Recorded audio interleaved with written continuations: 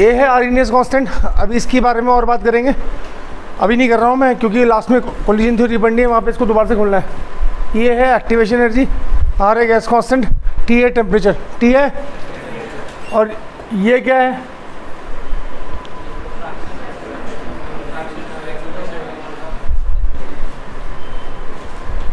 जितने भी मॉलिक्यूल एक सेकंड में कोलाइड कर रहे हैं, दोबारा हिंदी में समझा रहा हूँ, जितने भी मॉलिक्यूल एक सेकंड में कोलाइड कर रहे हैं, उस टोटल कोलिजन का वो फ्रैक्शन, ठीक है। सपोज 10⁻35 मॉलिक्यूल एक सेकंड में कोलाइड कर रहे हैं, जरूरी नहीं इतने करेंगे, इससे कम भी कर सकते हैं, ठीक है। तो उसमें से अगर 10⁻7 के पास एक्टिवेशन एनर्जी है तो e⁻⁻A और RT इतना हो गया 10⁻7। आगे बात समझ में, fraction of molecules having sufficient activation energy to cross the energy barrier, barrier समझा था ना कल, ET वाला, हाँ, and get converted into product, उसको हमने बोला था e⁻A और RT, ठीक है जी। ये इतनी बात हो गई थी, ठीक है। अब हम क्या कर रहे हैं, हम इसको लॉग फॉर्म में ले रहे हैं, ठीक है। Taking log of equation first, देखते हैं क्या आता है, ठीक है। अभी मैं ले रहा हूँ, अब देखो ये जो E होता है ना, चलो यहाँ देखो, natural log K is equal to natural log A। अब e की पावर x का अगर हम लॉग लेंगे, नेचुरल लॉग e की पावर x लिखेंगे, तो सिर्फ हमारे पास बचेगा x, क्योंकि ये जो होता है ना, नेचुरल लॉग को लॉग e ही लिखते हैं, log e, natural log means log e। अगर हम e का नेचुरल लॉग लोगे तो 1 आ जाएगा, क्या आ जाएगा, बात समझ में आ गया। तो अगर हम क्या करेंगे, अगर हम इसका नेचुरल लॉग लेंगे तो ये हो जाएगा 1 - EA ओवर RT बचेगा, क्या बचेगा, यानी कि E का अगर आप नेचुरल लॉग लोगे तो 1 बचेगा। डन हो गया, ठीक है। अब हम क्या करेंगे, इसका लॉग बेस 10 लेंगे, टेकिंग लॉग बेस 10, ठीक है। तो जब हम नेचुरल लॉग को ln को लिखते हैं नेचुरल लॉग यानी कि लॉग E, अगर हम इसे लॉग बेस 10 में कन्वर्ट करते हैं तो जितनी भी लॉग वाली टर्म्स हैं, क्या बोला, जितनी भी लॉग वाली टर्म्स हैं उसे 2.303 से मल्टीप्लाई करते हैं, किससे मल्टीप्लाई करते हैं। अब यहाँ पे क्या आ जाएगा, 2.303 log base 10 K is equal to 2.303 log base 10A, और ये सिर्फ क्या बचेगा, -EA ओवर RT। बोलो हाँ या ना, डन हो गया। अब इस पूरी इक्वेशन को 2.303 से डिवाइड कर दो, डिवाइड, अब डिवाइड इक्वेशन 2 बाई 2.303, ठीक। तो मेरे पास क्या बचेगा, log base 10K is equal to log base 10A minus EA over, यहाँ पे क्या आ जाएगा, 2.303 R इंटू 1/T। बोलो हाँ या ना। अब ये जो इक्वेशन बनी मेरे पास, इक्वेशन नंबर 3, ठीक है। अब क्योंकि वहाँ जगह कम है इसलिए मैं दोबारा लिख रहा हूँ, log base 10K is equal to log base 10A minus, ठीक है। अब मैं लिख रहा हूँ, यहाँ पे हेडिंग डाल रहा हूँ एक छोटी सी, एक्टिवेशन एनर्जी, ताकि आपके ध्यान में रहे, बाय ग्राफिकल मेथड,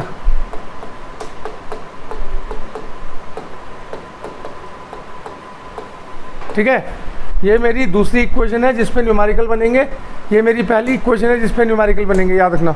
मैं आप उन इक्वेशन को हाईलाइट कर रहा हूँ जो कि न्यूमेरिकल्स में आएंगी, ठीक है। अब यहाँ देखना, फ्रॉम इक्वेशन 3, ठीक है, क्या था मेरे पास, log base 10K is equal to log base 10A minus EA over 2.303 R into 1/T। अब इसको Y मान लेते हैं, इसको C मान लेते हैं, इसको M मान लेते हैं, इसको X मान लेते हैं। इक्वेशन ऑफ स्ट्रेट लाइन पढ़ी है ना, इसको बोलते हैं इक्वेशन ऑफ स्ट्रेट लाइन, जिसने नहीं पढ़ी ध्यान देना। और अब हम क्या कर रहे हैं, जो हमारी इक्वेशन नंबर 3 आई थी उसको इस इक्वेशन ऑफ स्ट्रेट लाइन से कंपेयर कर रहे हैं, ठीक है। अब इस इक्वेशन ऑफ स्ट्रेट लाइन में क्या होता है, जिसने नहीं पढ़ा देखिए, y को बोलते हैं हम y एक्सिस, x को बोलते हैं हम x एक्सिस, ठीक है।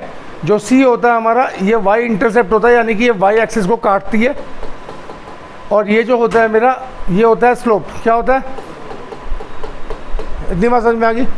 यानी कि अगर मैं y एक्सिस को, यानी कि log बेस 10 को x एक्सिस यानी कि 1/t के साथ प्लॉट करूँगा तो मेरी स्ट्रेट लाइन आएगी, क्योंकि ये वाली इक्वेशन इस इक्वेशन को फॉलो कर रही है और ये इक्वेशन ऑफ स्ट्रेट लाइन है। इतनी बात समझ में आ गई। यानी कि अगर मैं y एक्सिस पे क्या रखूँ, log बेस 10 के क्या रखूँ, ठीक है, और x एक्सिस पे क्या रखूँ, 1/t, हाँ या ना, ठीक। तो स्ट्रेट लाइन आएगी, और क्योंकि ये स्लोप क्या है यहाँ पे, नेगेटिव है ना, तो यानी कि यहाँ से यहाँ कट करेगी, नेगेटिव मतलब स्लोप, स्ट्रेट लाइन नीचे आएगी। अगर यहाँ पॉजिटिव होता तो स्ट्रेट लाइन, और जहाँ पे ये y एक्सिस को कट करेगी वहाँ से वहाँ लेके यहाँ तक क्या हो जाएगा, log बेस 10 a, बोलो हाँ, और ये मेरा हो जाएगा स्लोप। स्लोप कितना आया बोलो, ये अपॉन माइनस ई ए अपॉन 2.303 r। तो ई ए कैसे निकलेगी, मेरी हेडिंग क्या है, activation energy by graphical method. तो ग्राफ की हेल्प से एक्टिवेशन एनर्जी निकालनी है, तो क्या लिखूंगा, नेगेटिव ऑफ स्लोप, क्या लिखूंगा, ये नेगेटिव साइन इधर रख दो, इंटू 2.303 इंटू आर। बोलो हाँ या ना। ये मेरा तीसरा फॉर्मूला है जिस पे न्यूमेरिकल बनेंगे, हाँ या ना, ये आया। तो पहला फॉर्मूला डायरेक्ट अभी देखना, जब न्यूमेरिकल करेंगे डायरेक्ट ऐसी इक्वेशन इसी फॉर्म में न्यूमेरिकल वैल्यू में मिलेगी, इस फॉर्म में हमें न्यूमेरिकल वैल्यू मिलेगी। और अगर हमें स्लोप दिया होगा, हमें एक्टिवेशन एनर्जी निकालने के लिए कहा होगा, कि 3 टाइप हो गए, याद रखना। जिस इसको मैं हाईलाइट करता हूँ, यानी कि सारे न्यूमेरिकल उसी में से बनने। Is that clear? तो हमने इसमें क्या पढ़ा, एक्टिवेशन एनर्जी ग्राफ की हेल्प से कैसे निकालेंगे वो सीख लिया, ठीक। अब मेरा नया टॉपिक है एक्टिवेशन एनर्जी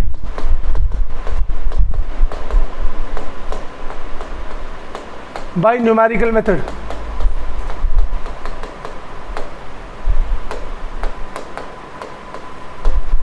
ठीक है, अब मैं क्या कर रहा हूं, जरा ध्यान देना।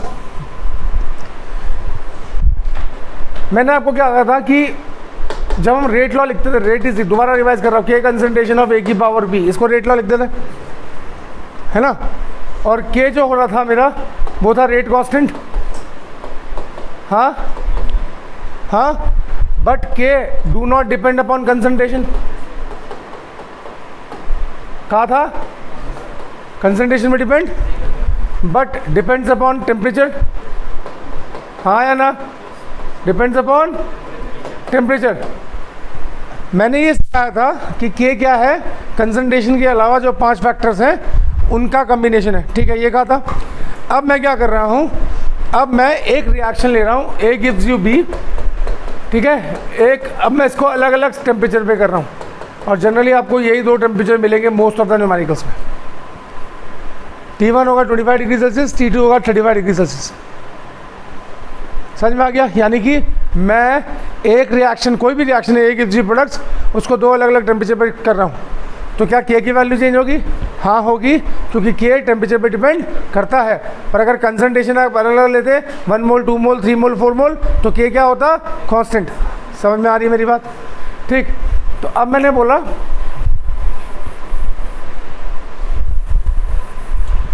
कंसिडर रिएक्शन, जिसको नहीं आएगा बोलना,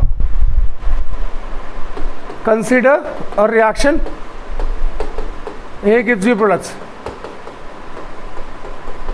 फिर हमने बोला let K1 rate constant at temperature T1, please ऊपर देखेंगे, बहुत आसान है। और K2 जो है वो rate constant at temperature. Done, हाँ या ना। तो मेरी सबसे पुरानी आर्गेनियस इक्वेशन क्या थी? तो फ्रॉम इक्वेशन फर्स्ट क्या थी मेरे पास, या फ्रॉम आर्गेनियस इक्वेशन लिखो,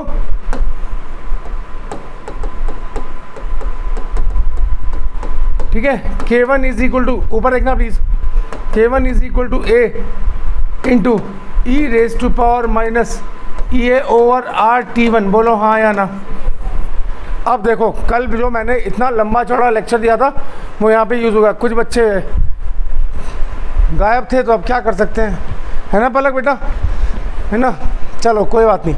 अब मैंने बोला, मैंने कल क्या कहा था, मैंने कहा था, देखो मुस्कुरा रहे हैं कुछ, ऊपर देखना। मैंने कहा टेम्परेचर चेंज होगा पर एक्टिवेशन एनर्जी चेंज, कहा था ये बात कल जब मैंने कहा था अगर टेम्परेचर बढ़ाएंगे तो एक्टिवेशन एनर्जी क्या होगी। बर्गर वाली किससे लगाई थी शर्त? ओहो बर्गर भी तो खाते, चलो आज तो कोई बात नहीं, कल लेके आना, ठीक है। ऊपर देखना, मैंने कहा था टेम्परेचर बढ़ाएंगे पर एक्टिवेशन एनर्जी पे कोई फ़र्क नहीं पड़ेगा। फिर उसका एग्जांपल दिया था, मैंने कहा था पलक को अगर मूवी देखने जाना उसे 1000 रुपये चाहिए, तो अगर मैं 200 रुपये दे रहा हूँ तो मैं 1000 रुपये की वैल्यू डिक्रीज़ नहीं कर रहा हूँ, मैं उसको पूरा कर रहा हूँ। ऐसा सिखाया था, है ना, सिखाया था ना। तो टेम्परेचर चेंज होने पे एक्टिवेशन एनर्जी चेंज नहीं होती। दोबारा आ गया डेरिवेशन में, और मेरे पास K2 क्या हो जाएगा, ऊपर देखना।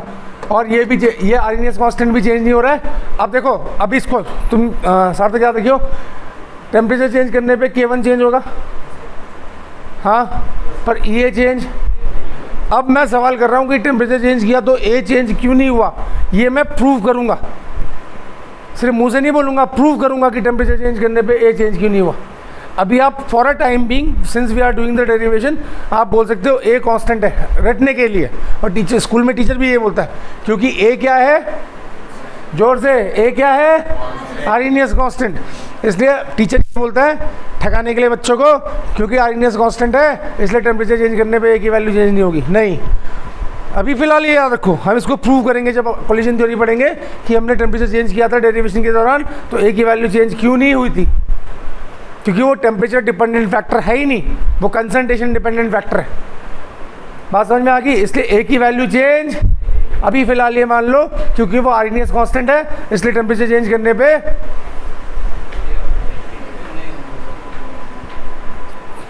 ए की वैल्यू चेंज। चलो गुड। अब देखो माइनस ई है, एक्टिवेशन एनर्जी भी चेंज नहीं हुई, ठीक है। अब मैं आपसे एक सवाल पढ़ता हूँ, किससे बोलूँ, ये बताएगा मुन्ना। मुन्ना आप बताओगे, ब्लैक टी शर्ट नाइकी। अब ये बता K1 और K2 में से कौन सी वैल्यू बड़ी है, पहले इक्वेशन नंबर फर्स्ट बड़ी होगी या इक्वेशन नंबर सेकंड बड़ी होगी?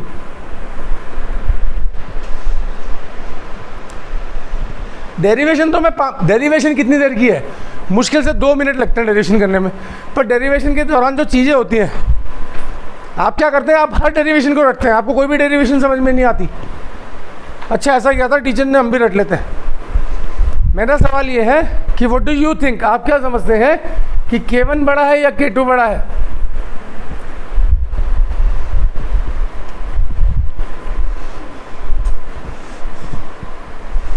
बोल मुन्ना, इक्वेशन नंबर फर्स्ट बड़ी है, इक्वेशन नंबर सेकंड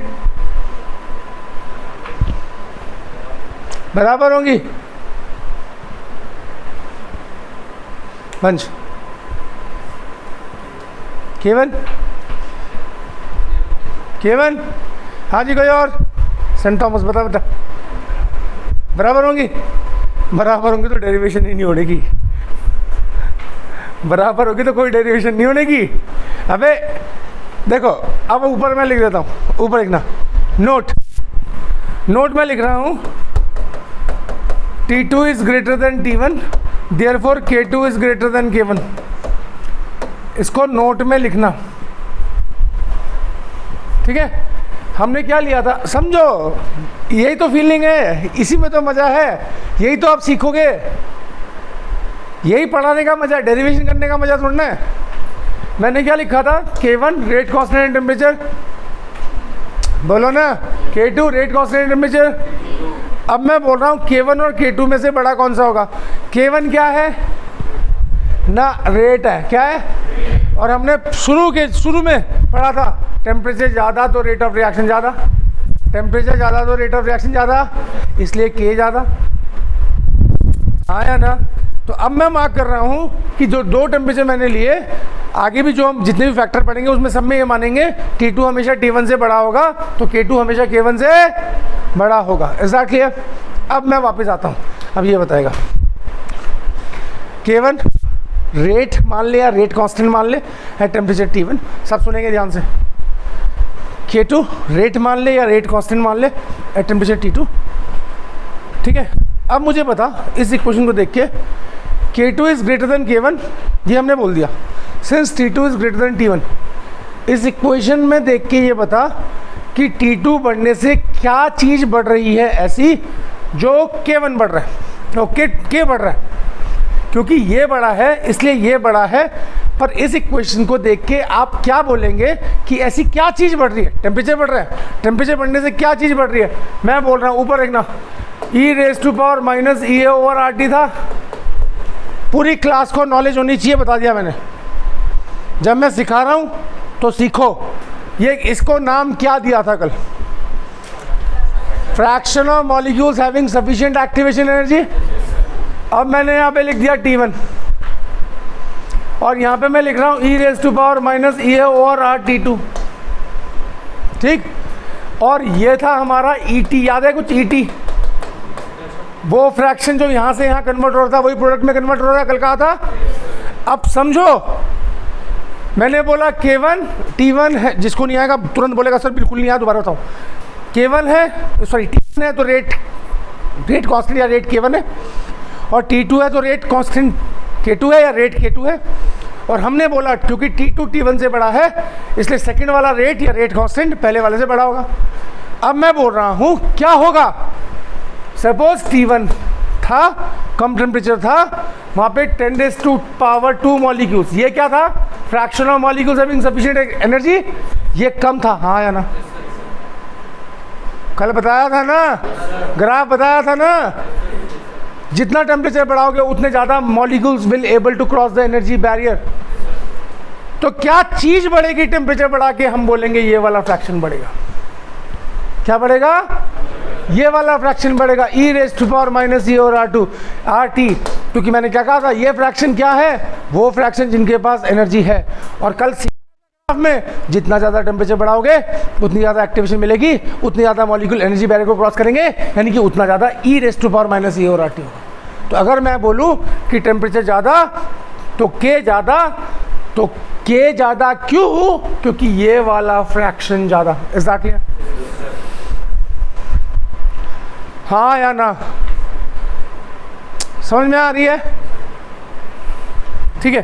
तो अब मैं क्या करना है, अब कुछ नहीं करना, इक्वेशन 1 है, इक्वेशन 2 है, लॉग ले लो, taking log of equation first and second, ठीक है। Natural log K2, natural log K1 is equal to natural log A minus EA/RT1, जिसको अभी नहीं आया बोल देना, ये क्वेश्चन नंबर 3 है। और ऐसे क्या बनेगा, natural log K2 is equal to natural log A minus EA/RT2, बोलो हाँ या ना। अब बड़ा कौन सी इक्वेशन है, थर्ड या फोर्थ, फोर्थ बड़ी है ना, तो फोर्थ में से थर्ड को माइनस कर दो। अरे मैडम माइनस का साइन है ना, अगर प्लस का साइन होता तो ये वाला फ्रैक्शन कम हो जाता, माइनस का साइन है इसलिए ये वाला फ्रैक्शन बढ़ेगा। आपने अपनी जगह बिल्कुल सही सवाल पूछा, आपने बोला ना e⁻⁻⁸RT, है ना। अगर ये T2 बड़ा है तो ये कम होना चाहिए, नहीं, ये अगर प्लस होता तो ये कम होता, क्योंकि ये डिनोमिनेटर में, ये माइनस है इसलिए ये क्या होगा, आ गया, सही समझ में आया ना, आपने बिल्कुल सही सवाल पूछा। हाँ मैं मान रहा कि T2 क्योंकि डिनोमिनेटर में है तो इस फ्रैक्शन को कम होना चाहिए, पर कब होता, अगर ये प्लस होता, पर ये क्या है, माइनस है इसलिए फ्रैक्शन क्या होगा, बढ़ेगा। आया, ठीक है। ऊपर देखना, अब बड़ी वाली में से इक्वेशन 4 माइनस इक्वेशन 3, तो मेरे पास क्या आ जाएगा, लॉग दिस, अभी मैं पूरा लिख रहा हूँ, नेचुरल लॉग K2, अबे क्या हो गया, माइनस नेचुरल लॉग K1, ये कैंसिल हो जाएगा, हाँ भाई इसमें से इसको माइनस करके दोनों में एक ही तो है, तो क्या आएगा, माइनस EA/RT2 माइनस EA/RT1, बोलो हाँ या ना, ठीक है। इसको क्या लिखेंगे, log A minus log B, log A/B, हाँ। अब ये क्या हो जाएगा, प्लस, ये पहले आ जाएगा, ये हो जाएगा। अब इसका नेचुरल टेकिंग लॉग बेस 10, तो जो नेचुरल लॉग वाली टर्म होती है उसको किससे मल्टीप्लाई करते हैं? अभी बताया था। अबे हाँ, जब नेचुरल लॉग को लॉग बेस 10 में कन्वर्ट करते हैं तो लॉग वाली वैल्यू को किससे मल्टीप्लाई करते हैं? 2.303। यहाँ पे लिखेंगे नेचुरल लॉग की log base 10 K2 over K1 is equal to ये कॉमन ले लिया, ये ओवर आर कॉमन ले लिया, ले लूँ ये ओवर आर कॉमन, तो यहाँ पे क्या बचेगा? 1/T1 माइनस 1/, ठीक। और इसको और मॉडिफाई करेंगे तो log base 10 K2 over K1 is equal to ये ओवर 2.303 R, ठीक है। इसको सॉल्व करेंगे तो एलसीएम लेंगे तो T2 minus T1 over T1 T2। बोलो हाँ या ना? आया। तो एक तरीका ये है एक्टिवेशन एनर्जी निकालने का, एक तरीका ये है एक्टिवेशन एनर्जी निकालने का, एक तरीका ये है एक्टिवेशन एनर्जी निकालने का, और एक तरीका सारी इक्वेशन यूज़ होगी। जितनी 4 इक्वेशन थी सारी की सारी यूज़ होगी। मतलब जो आर्गेनियस इक्वेशन से 4 इक्वेशन में मिलेगी वो चारों की 4 इक्वेशन ये है। Is that clear? अरे बोलो हाँ, ठीक है। अब मेरे पास आता है एक और टॉपिक, ऊपर देखना सब, temperature coefficient of a reaction.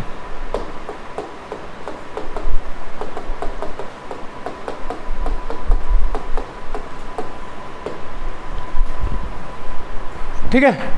अब अगर मैं बोलूं, सीधे बात करूंगा, ऊपर देखना, टेम्परेचर कोफिशिएंट क्या होता है?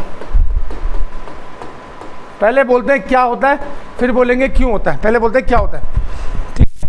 इसको हम बोलेंगे rate of reaction at T plus 10 kelvin upon rate of reaction at T kelvin,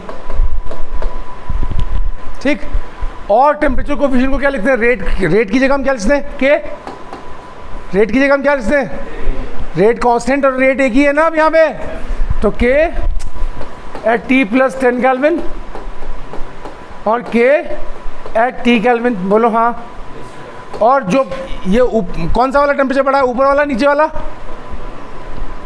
बेटा मैं मजाक नहीं कर रहा हूँ, आपके पास न्यूमेरिकल ऐसे आएंगे, आपने इतनी सारी इक्वेशन पढ़ ली, आप पता है मुझे क्या बोलेंगे? गालियाँ मारेंगे मुझे, बोलेंगे सर इसमें डेटा इनकम्प्लीट है, हम कैसे कर ले? वहाँ लिखा होगा temperature coefficient of reaction is 2.35, calculate activation. कुछ नहीं होगा और गिवन, सिर्फ एक चीज़ गिवन होगी, temperature coefficient of reaction is 2.35, calculate activation energy, सीधा। कैलकुलेट आर्गेनियस कांस्टेंट, सीधा। और फिर तुम बोलोगे सर इसमें तो कुछ था ही नहीं। वो सारी नॉलेज है जो मैंने जब से मैं डेरिवेशन कर रहा हूँ तब से दे रहा हूँ। अभी क्या बोला था थोड़ी देर पहले, जो बड़ा टेम्परेचर है उसमें उसको क्या लिखते हैं और छोटे वाले को क्या लिखते हैं? तो टेम्परेचर कोफिशिएंट एक्चुअली में अगर और इसकी जो वैल्यू होती है मोस्ट ऑफ द रिएक्शन के लिए 2 से 3 के बीच में होती है। किससे? 2 से 3 के बीच में। अब समझो पहले, अभी आपने समझा है क्या, अब समझेंगे क्यों है। टेम्परेचर कोफिशिएंट एक टर्म है जो हमने बनाई। हमने क्यों बनाई मैं बताता हूँ। हमने क्या देखा, ये जो कंसेप्ट है ये एक्सपेरिमेंटल नॉलेज के ऊपर है। जब हमने बहुत सारे रिएक्शंस पे ये टेस्ट किया, ये वाला टेस्ट, कि एक बार एक रिएक्शन को 25 डिग्री सेल्सियस पे किया। क्या? समझो समझो समझो समझो समझो, आसान नहीं है ये। हमने एक रिएक्शन को किया 298 केल्विन पे, रूम टेम्परेचर पे, ठीक है। उसका कुछ रेट आया, यानी कि रेट कांस्टेंट आया, उसको हमने नोट कर लिया, ठीक है। फिर हमने 10 केल्विन टेम्परेचर या 10 डिग्री सेल्सियस टेम्परेचर बढ़ा दिया और रेट कांस्टेंट आया, उसको नोट कर लिया। ऐसे हमने कम से कम 100 रिएक्शन का नोट किया। तो हमने देखा उसमें 80% रिएक्शन ऐसे हैं जिनका जो रेट है या रेट कांस्टेंट है वो 2 से 3 गुना बढ़ गया। नहीं आया समझ में? 10 केल्विन टेम्परेचर बढ़ाने पे रेट डबल हो जाता है या डबल से भी ज़्यादा होता है। आया? In most of the chemical reactions 80% से ज़्यादा रिएक्शंस में ये होता है। किसी में 1.75 आता है, किसी में 3.25 आता है, पर वो सिर्फ 10-20% रिएक्शन है जिनमें 2 से कम होगा और जिनमें 3 से ज़्यादा होगा। 80% रिएक्शन में अगर हम 10 केल्विन टेम्परेचर बढ़ाएं, और मोस्ट प्रोबेबली जो टेम्परेचर की लिमिट है वो 25 और 35 ही है, पर ज़रूरी नहीं है एग्जाम में वो आपको 25 और 35 ही देंगे। हो सकता है 20 और 30 दे दें, हो सकता है 30 और 40 दे दें, हो सकता है 35 और 45 दे दें, पर दोनों के बीच में जो T1 T2 होंगे उनके बीच में 10 केल्विन का डिफरेंस होना जरूरी है। Is that clear? तो हमने क्या देखा? हमने देखा कि in case of most of the reactions if we carry out the reaction at 25 degrees Celsius and we then increase the temperature by 10 Kelvin or 10 degrees Celsius, the rate of reaction becomes double or even more than double, up to 3. So we call it temperature coefficient of reaction. This is an experimental based concept. आया जो experiment से आया वो concept है ये. इतनी बात समझ में आ गई, टेम्परेचर कोफिशिएंट समझ में आ गया. क्योंकि वहाँ पे क्या गिवन होगा. अब ऊपर देखना, मेरे पास एक इक्वेशन थी, log base 10 K2 over K1 is equal to EA over 2.303 EA over 2.303 R जो अभी पड़ी into T2 minus T1 over T1 T2. हाँ या ना.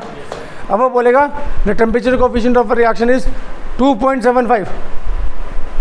ऐसे बोल दिया उसने.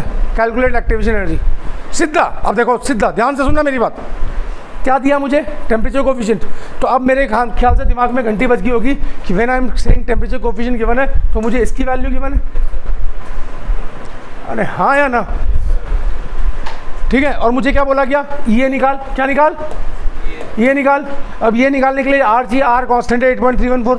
अब तुम बोलोगे सर टेम्परेचर तो दिया ही नहीं, बोलोगे ना. अरे हाँ या ना. तो जब टेम्परेचर ना गिवन हो और टेम्परेचर T1 T2 की वैल्यू ना गिवन हो और टेम्परेचर कोफिशिएंट की वैल्यू गिवन हो तो तुम्हारा खुद का फर्ज है कि T1 को लोगे 298 केल्विन और T2 को लोगे 308 केल्विन. एग्जैक्टली. हाँ उसने बोला the first order reaction is carried out at 400 Kelvin and when we increase the temperature by 10 Kelvin the temperature coefficient becomes 2.5. ऐसा उसने बोला. इसका मतलब उसने T1 T2 गिवन है. आया. पर अगर वो सीधा बोलता है, अभी सेट में देखना जो मैं लैंग्वेज यूज कर रहा हूँ ये सेम लैंग्वेज आपको न्यूमेरिकल में मिलेगी और फिर आप फंसते हो क्योंकि आपकी थ्योरेटिकल नॉलेज कम होती है. सॉरी. पर अगर उसने बोला कि टेम्परेचर कोफिशिएंट की वैल्यू दी है और आप सीधा एक्टिवेशन एनर्जी निकालो तो आपको T1 पुट करना है 298 केल्विन और T2 पुट करना है 308. 25 और 35 समझ में आ गया. पर इस याद रखना इस फॉर्मूले में आप टेम्परेचर को कभी भी डिग्री सेल्सियस में पुट नहीं कर सकते क्योंकि आर की जो यूनिट होती है 8.314 जूल पर केल्विन होती है. आया. तो यहाँ भी जो भी डेटा पुट होगा टेम्परेचर का वो हमेशा केल्विन में पुट होगा, डिग्री सेल्सियस में. Is that clear? समझ में आ गया. अब वापस क्या सीखा ऊपर, वापस इसी टॉपिक पे आओ. क्या बोला हमने? हमने बोला ऐसा क्यों हुआ, ऐसा क्यों हुआ. तो हम क्या कर रहे हैं, एक ग्राफ प्लॉट कर रहे हैं. ठीक है. यहाँ पे फ्रैक्शन ऑफ मॉलिक्यूल्स,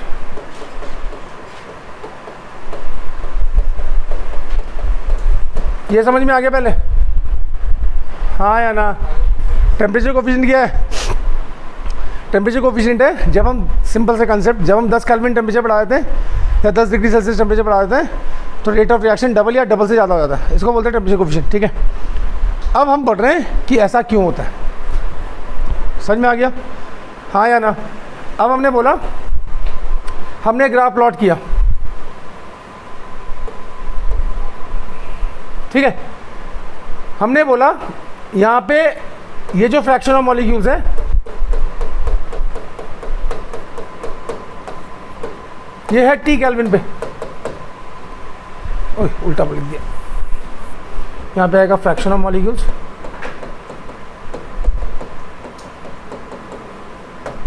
और यहाँ पे आएगा टेम्परेचर. ऊपर देखना प्लीज. और ये जो मैंने लाइन खींची हुई इसका नाम है एक्टिवेशन एनर्जी. ऊपर देखेंगे प्लीज. ये टेम्परेचर है, इधर फ्रैक्शन ऑफ मॉलिक्यूल्स है. ठीक है. ये देखो ये जो टेम्परेचर है, अब यहाँ पे मैंने लिख दिया एक्टिवेशन एनर्जी. जितने ये जो इस फ्रैक्शन के पास एक्टिवेशन एनर्जी है यानी कि सिर्फ इतना ही फ्रैक्शन प्रोडक्ट में कन्वर्ट होगा. Is that clear? पहले ग्राफ समझ लो अच्छे से, ये तो नहीं आएगा. इधर है क्या? फ्रैक्शन ऑफ मॉलिक्यूल्स और इधर है टेम्परेचर. तो मैंने बोला इतने फ्रैक्शन, सिर्फ इतना फ्रैक्शन जो है जिस उसके पास T टेम्परेचर पे, T केल्विन पे जब रिएक्शन हो रहा है तो सिर्फ इतने फ्रैक्शन के पास सफिशिएंट एक्टिवेशन एनर्जी है. इतनी बात समझ में आ गई? अरे हाँ. कल पढ़ा था ना यार, एक्टिवेशन एनर्जी होगी तो भी प्रोडक्ट में कन्वर्ट होगा, और मैंने कल ये भी कहा था in most of the cases अगर आप टी केल्विन पे यानी कि 25 डिग्री सेल्सियस पे रिएक्शन करते हैं तो मैंने कहा 90% ज़्यादा रिएक्शन होते हैं जो होते ही नहीं। कहा था नहीं कहा था? अब हमने क्या किया, अब हमने टेम्परेचर टी प्लस 10 केल्विन कर दिया। तो यहाँ देखना ग्राफ ऐसा आया। अब समझना अंतर क्या है दोनों में, जिसको नहीं आएगा ना बोलेगा।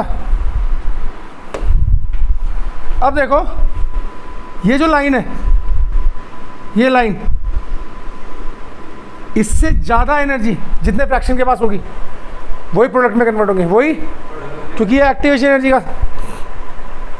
जब मैंने टी केल्विन पे रिएक्शन को किया तो सिर्फ इतना ही फ्रैक्शन था, इतना, यहाँ से लेके यहाँ तक, यहाँ से लेके यहाँ तक, इतने ही फ्रैक्शन के पास क्या थी, एक्टिवेशन एनर्जी थी। जब मैंने टी, ये जो ग्राफ है ये टी प्लस 10 केल्विन का है, जब मैंने 10 केल्विन टेम्परेचर बढ़ा दिया, ये इस पर कंसेप्चुअल क्वेश्चन आता है, स्ट्रॉन्ग लिखाना पड़ेगा मुझे पूरा। तो आप देखो कि ये फ्रैक्शन इतना था, अब ये इतना ही और डबल या डबल से ज़्यादा हो गया। अरे हाँ या ना? पहले अगर 10 मॉलिक्यूल थे तो 10 और 10 20, ये 20 से भी ज़्यादा हो गए, हाँ या ना? तो आप बोलोगे, आप क्या बोलोगे कि ऐसा ये क्या है, ये अब जितने मॉलिक्यूल यहाँ थे उससे डबल या डबल से ज़्यादा मॉलिक्यूल के पास एक्टिवेशन एनर्जी हो गई, यानी कि डबल से ज़्यादा molecule will be able to cross the energy barrier, इसलिए रेट हो जाएगा डबल, इसलिए K2 हो जाएगा डबल। आया? ठीक। तो अब मैं पूरा टॉपिक दोबारा से बताता हूँ, टेम्परेचर कोएफिशिएंट क्या होता है और क्यों होता है, दोनों को एक साथ जोड़ रहा हूँ, ध्यान दीजिएगा। मैंने बोला ये एक्सपेरिमेंटल बेस्ड है, इसका थ्योरी से कोई लेना देना नहीं है। तो हमने एक्सपेरिमेंट्स में ये पाया कि अगर हम किसी रिएक्शन को 25 डिग्री सेल्सियस पे करते हैं और फिर हम 10 केल्विन या 10 डिग्री सेल्सियस टेम्परेचर बढ़ा देते हैं तो हम ये देखते हैं कि rate of reaction almost double हो जाता है या डबल से भी ज़्यादा होता है। तो हमने एक टर्म बनाई कि रेट ऑफ रिएक्शन है T plus 10 kelvin upon rate at T kelvin, उसको बोला टेम्परेचर कोएफिशिएंट, नाम दे दिया, और उसकी वैल्यू आई 2 से 3 के बीच में। और रेट को, क्योंकि हम यहाँ पे जब टेम्परेचर पढ़ते हैं तो रेट को हम कैसे नोट करते हैं, तो रेट की जगह हमने क्या कर दिया K at T plus 10 kelvin, यानी कि बड़ा वाला K, और बड़े वाले K को अभी हमने क्या पढ़ा K2, नीचे वाला K1, और उसकी वैल्यू जो आएगी वो 2 से 3 के बीच में आएगी। ऐसा क्या? फिर हमने बोला ऐसा क्यों होता है, तो हमने बोला ऐसा इसलिए होता है कि जब आप टी केल्विन पर रिएक्शन कर रहे थे तो सपोज 10⁻² फ्रैक्शन, कितना कोलिजन हो सकता है, 10⁻35 मैक्सिमम नंबर है, कहा था। सपोज 10⁻20 मॉलिक्यूल्स एक साथ कोलाइड कर रहे हैं, तो उनमें से 10⁻² मॉलिक्यूल्स के पास ही टी केल्विन पे, जब टी केल्विन पे रिएक्शन हो रहा था तो सपोज 10⁻² मॉलिक्यूल्स के पास ही सफिशिएंट एक्टिवेशन एनर्जी थी, ये ग्रीन वाला पोर्शन, उतने ही मॉलिक्यूल एनर्जी बैरियर को क्रॉस कर रहे थे और प्रोडक्ट में कन्वर्ट हो रहे थे। बोलो हाँ या ना? पर जैसे ही मैंने 10 केल्विन टेम्परेचर बढ़ाया तो मैंने देखा वो फ्रैक्शन जिसके पास सफिशिएंट एनर्जी है now at T plus 10 kelvin, उनकी वैल्यू डबल से भी ज़्यादा हो गई, डबल या डबल से भी ज़्यादा होगी। आया? इसलिए रेट ऑफ रिएक्शन डबल या डबल से भी ज़्यादा हो गया, इसलिए टेम्परेचर कोएफिशिएंट की वैल्यू को हमने रखा 2 से 3 के बीच में। Is that clear? हाँ या ना? चलिए अब नोट करिए फटाफट, बहुत हो गया। इसमें कोई थ्योरी नहीं लिखनी, तीसरे वाले टॉपिक में लिखनी थ्योरी बस, इसमें कोई थ्योरी नहीं लिखनी। हो गया? अब क्या करना है आपको, ये इतना नोट करना है यहाँ तक।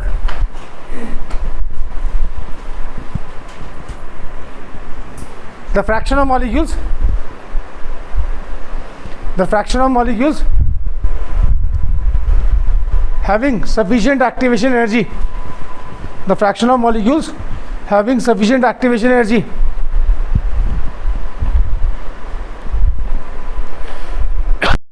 to cross the energy barrier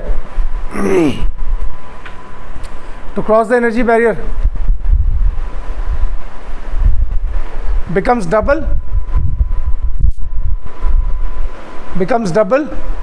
or even more than double, becomes double or even more than double with 10 Kelvin rise in temperature, even more than double with 10 Kelvin rise in temperature.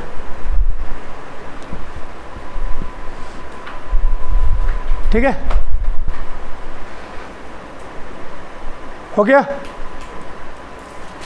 अब है effect of catalyst. चलो right ना लो फटाफट।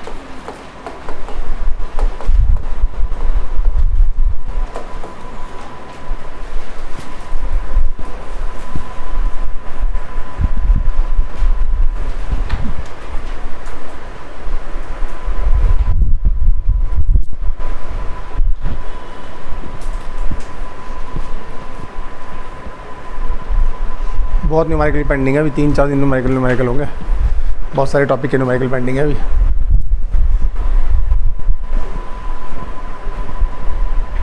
हो गया भाई। Catalyst क्या करता है? रेट ऑफ रिएक्शन को क्या करता है? देखो ऊपर एक ना भाई, देख लो ये 3-4 जगह पढ़ना है कैटलिस्ट हमें। डी ब्लॉक, अभी डी ब्लॉक पढ़ोगे उसमें भी कैटलिस्ट पढ़ना है इन डिटेल, वहाँ अलग तरीके से कैटलिस्ट पढ़ना है, यहाँ अलग तरीके से कैटलिस्ट पढ़ना है, समझो। कैटलिस्ट क्या होता है? अब देखो आज मैं कुछ नहीं लिखाऊंगा इसमें, पहले समझो। कैटलिस्ट रेट ऑफ रिएक्शन को इंक्रीज करता है, डिक्रीज भी कर सकता है। जो इंक्रीज करता है, सुन लो, इधर उधर मत देखो, उसको बोलते हैं पॉजिटिव कैटलिस्ट। जो रेट ऑफ रिएक्शन को डिक्रीज करता है उसको बोलते हैं नेगेटिव कैटलिस्ट। प्रोडक्ट ही कैटलिस्ट का काम करना है। सपोज एक रिएक्शन में A + B gives you C + D, जो प्रोडक्ट बन रहा है यही कैटलिस्ट बन जाए, इसको बोलते हैं ऑटो कैटलिस्ट। क्या? Auto catalyst. Auto positive catalyst, समझो पहले टर्म समझो, बेसिक्स तो समझो। पॉजिटिव कैटलिस्ट जो रेट ऑफ रिएक्शन को इंक्रीज करेगा, नेगेटिव कैटलिस्ट जो रेट ऑफ रिएक्शन को डिक्रीज करेगा। Auto catalyst, one of the products itself act as a catalyst. दो प्रोडक्ट बन रहे हैं, इनमें से कोई एक कैटलिस्ट का काम करने शुरू कर जाए, प्रोडक्ट ही, तो उसको बोलेंगे ऑटो कैटलिस्ट। क्या? अब देखो हमने बोला पॉजिटिव और नेगेटिव दो तरह के कैटलिस्ट होते हैं। पॉजिटिव रेट ऑफ रिएक्शन को इंक्रीज करता है, नेगेटिव रेट ऑफ रिएक्शन को डिक्रीज करता है, हाँ या ना? ये पढ़ा।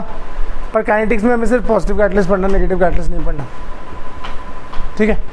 कैटलिस्ट रेट ऑफ रिएक्शन को कैसे इंक्रीज करता है, पहली बात। चलो छोड़ो, क्या कैटलिस्ट रिएक्शन में पार्टिसिपेट करता है? हाँ कर सकता है।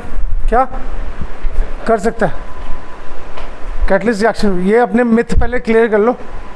अगर मैं बोलता हूँ कैटलिस्ट रिएक्शन में पार्टिसिपेट कर सकता है, सीधा बोलते हैं नो,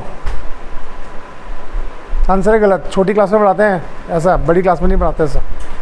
कैटलिस्ट में participate in the chemical reaction, में but after the completion of reaction its chemical state remains unchanged.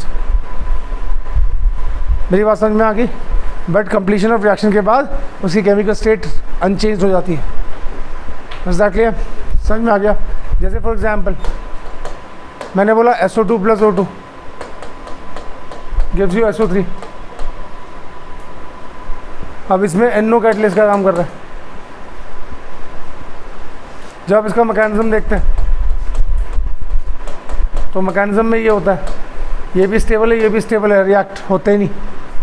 तो NO अनस्टेबल है गैस, NO अनस्टेबल है। तो पहले वो क्या करता है, हाफ NO के साथ हाफ O2 के साथ रिएक्ट करके NO2 बनाती है। फिर ये NO2 क्या करती है, SO2 के साथ रिएक्ट करती है, SO3 बनाती है, और वापस NO बाहर निकल जाता है। एक मिनट यार, मैं डांट ही दूँ जरा मैं। हेलो, हाँ जी,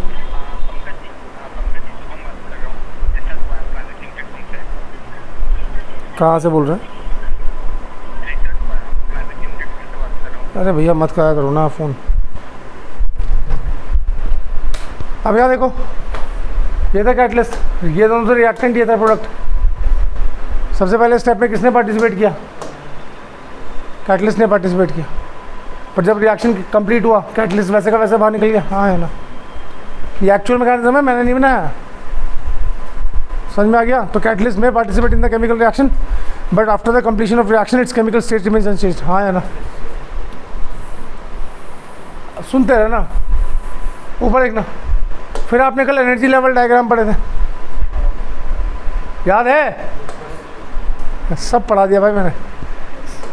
सपोज ये ऐसा एक्सोथर्मिक रिएक्शन वाला पढ़ रहे हैं, ये क्या था? एनर्जी ऑफ, ये क्या था? एनर्जी ऑफ, और ये क्या था? Delta H। यहाँ पे क्या आएगी? Negative positive. क्या आएगी? नेगेटिव। क्या कैटलिस्ट डेल्टा एच को चेंज करता है?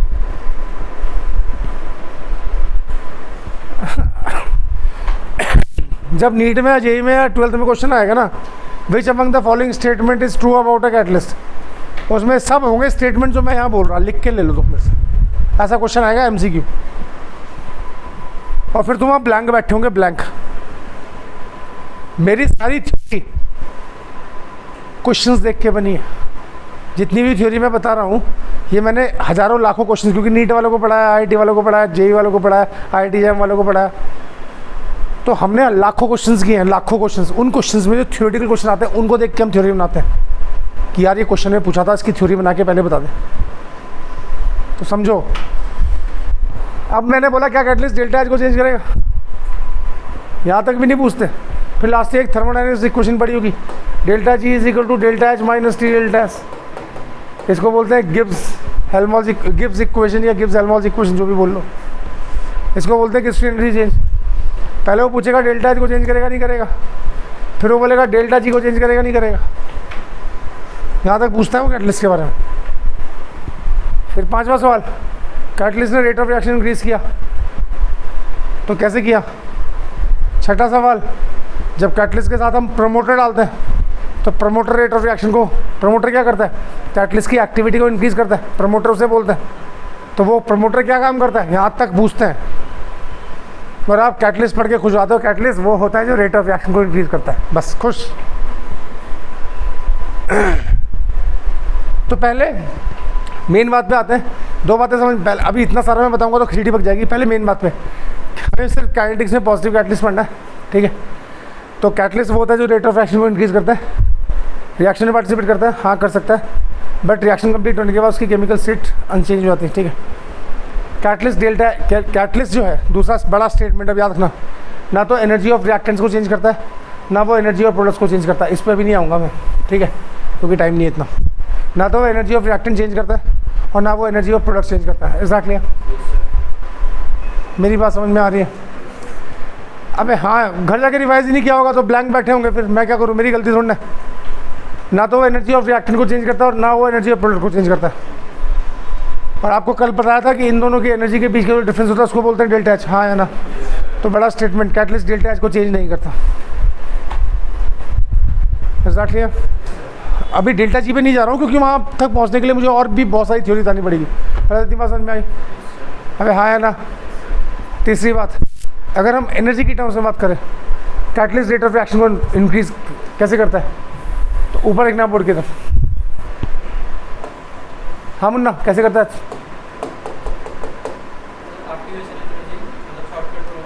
वेरी गुड, ऊपर एक ना, ये है विदाउट कैटलिस्ट। ये क्या था, एनर्जी और प्रोडक्ट्स, सॉरी रिएक्टेंट्स, ये थी एनर्जी और प्रोडक्ट्स। याद है कल का ग्राफ, एनर्जी लेवल डायग्राम।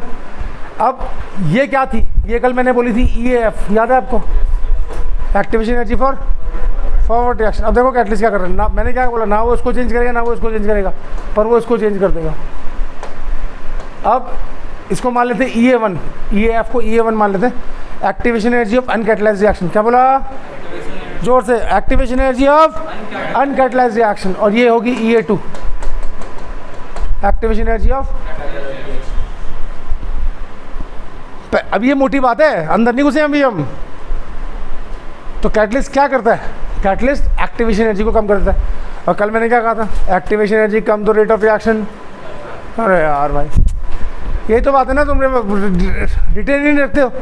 कल मैंने क्या पढ़ा था, एक्टिवेशन एनर्जी अगर कम होगी तो रेट ऑफ रिएक्शन ज़्यादा होगा। तो कैटलिस्ट ने क्या किया, एक्टिवेशन एनर्जी को, तो रेट ऑफ रिएक्शन क्या होगा, इस ऐसे ही बनाता है। चौथा सवाल, कैटलिस्ट ऐसा क्या करता है कि एक्टिवेशन एनर्जी कम हो जाती है, वो कल बात करेंगे।